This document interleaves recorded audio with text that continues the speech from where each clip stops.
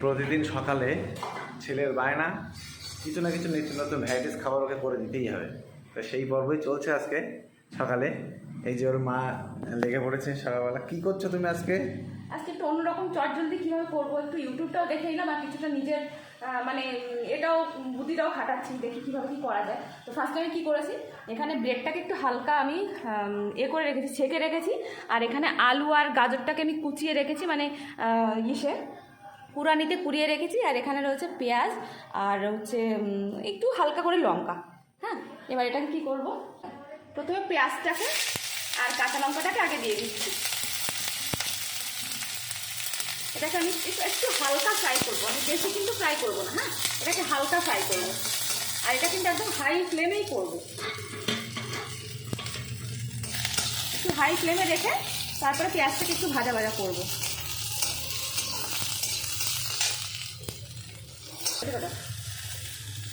এবার যে গ্রেট করে রাখা আলু আর গাজর সেইটাকে এর মধ্যে দিয়ে দিচ্ছি। পেঁয়াজগুলো একটু হালকা ভাজা ভাজা হয়ে গেছে। এবার আমি দিয়ে দিচ্ছি স্বাদ মতো একটু লবণ, যেটুকু লবণ প্রয়োজন সেটুকুই দিচ্ছি। আর দেবো একটু হলুদ গুঁড়ো, একদম হালকা পরিমাণে, জাস্ট একটু স্লাইট কালার হওয়ার জন্য।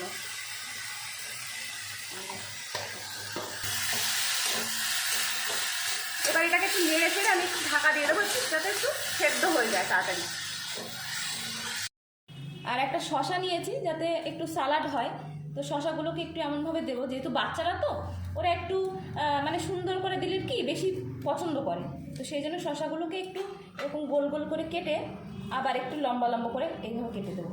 তাহলে কি হলো, জিনিসটা এই যে জিনিসটা দেখুন দেখতেও ভালো লাগবে। আর ভাজার সময় যখন এটাকে মানে ভাজবো, ফ্রাই করবো, তখন কিন্তু আঁচটা একদম লোতে রাখতে হবে, তা নাহলে যেহেতু একদম গ্রেট করা তাড়াতাড়ি কিন্তু পুড়ে উঠবে। হ্যাঁ, আর আমি কিন্তু একদম এখানে যেহেতু বাচ্চা খাবে, একটু হেলদির কথাও আমাকে মাথায় রাখতে হবে, মানে হেলথের কথা।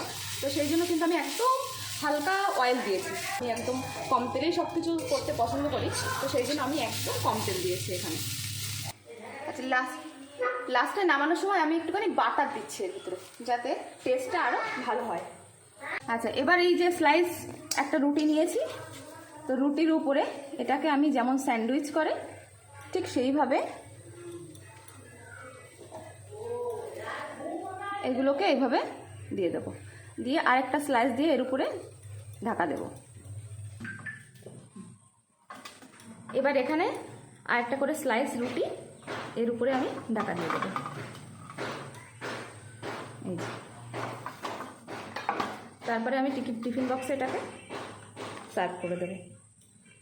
এটা কিন্তু বেশ ও মজায় খাবে আজকে। এই যে, আর এর সঙ্গে দিয়েছি হালকা একটু সালাড, একটু টমেটো কেচাপও দিতে পারেন যদি কেউ মনে করেন। আমি যদি বাই চান্স ব্যাগের মধ্যে পড়ে যায় এটা, সেই জন্য আমি টমেটো কেচাপটা দিলাম না। আর এটা হচ্ছে ওর প্রতিদিনের খাবার, মানে সকালবেলা আমি এটাই মনে হয় দিলে সব থেকে বেটার হয়।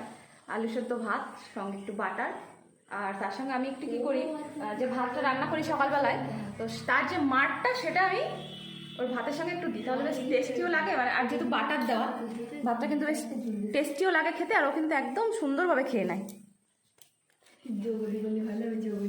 এই যে খাওয়ার জন্য রেডি। প্রতিদিন বায়না, মানে প্রতিদিনের বায়না যে কি খাবে কি খাবে, বায়নার কোনো শেষ নেই। কেমন লাগলো রেসিপিটা অবশ্যই জানাবেন। আর আপনারা যদি মনে করেন এইভাবে ঠিক বাচ্চাদের মানে ফাস্ট মানে দ্রুত এরকমভাবে রেসিপি করে তৈরি করে দিতে পারেন, এতে বাচ্চাদেরও খুব ভালো লাগবে এবং কোনো হেলথের সমস্যা আসবে না। এটা খুবই হেলদি।